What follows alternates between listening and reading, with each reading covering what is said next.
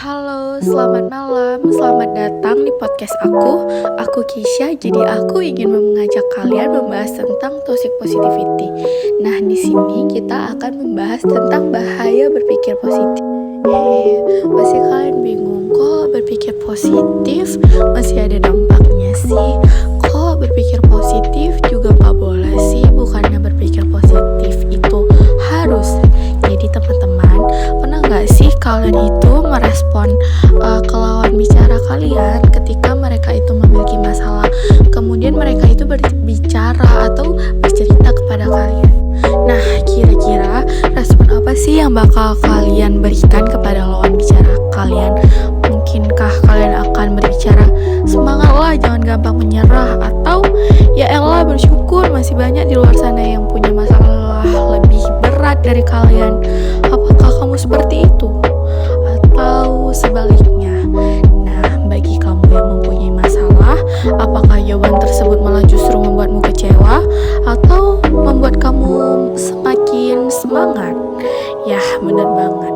Memberi jawaban positif itu gak selalu membuat situasi akan menjadi positif juga. Jadi tanpa kamu sadari bisa jadi efeknya malah negatif atau juga positif untuk lawan bicaramu. Ya, tidak sepenuhnya salah, tapi yang perlu kamu perhatikan sebelum memberikan saran tersebut, apakah kamu sudah mengetahui permasalahan itu secara detail atau belum?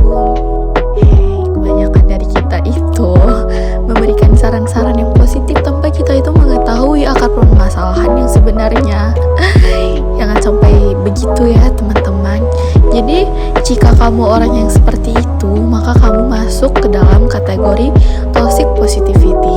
Dan ya, selamat karena kamu berada pada podcast yang tepat, dimana podcast ini bakalan membahas mengenai toxic positivity dalam kehidupan. Dan ya, kita akan membahas apa itu toxic positivity.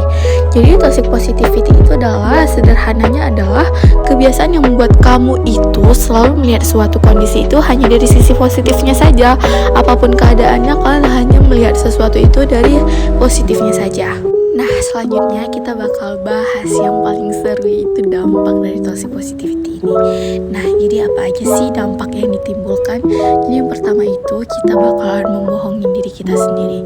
Jadi kita itu akan berusaha memupuk rasa bahagia yang ada. Jadi kita bakal merasa harus bahagia. Padahal kita itu perlu terkadang merasakan kesedihan. Selanjutnya kita lebih berhubungan negatif dengan orang-orang sekitar kita. Jadi kita itu terus-terusan menjadi pendengar yang buruk dan selalu memberikan saran-saran positif tanpa mengetahui akar permasalahan dari cerita orang lain.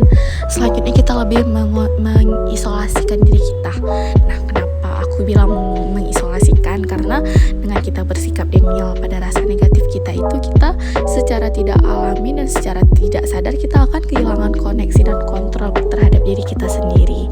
Nah, selanjutnya ada menimbulkan rasa tidak percaya diri kepada diri kita sendiri.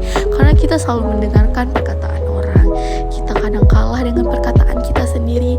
Kita terlalu dituntut dengan perkataan orang yang harus semangat dan tidak boleh merasakan kesedihan.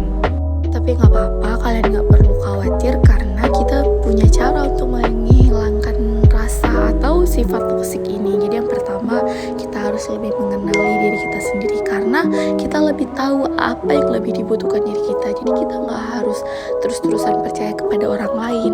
Selanjutnya kita bisa mengekspresikan bentuk emosi kita, atau kita bisa lebih mencari tahu atau lebih mengenal diri kita sendiri.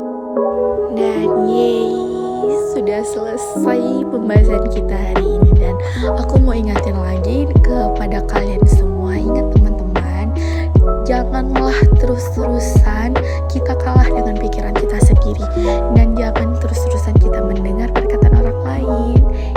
Dadah, terima kasih semuanya.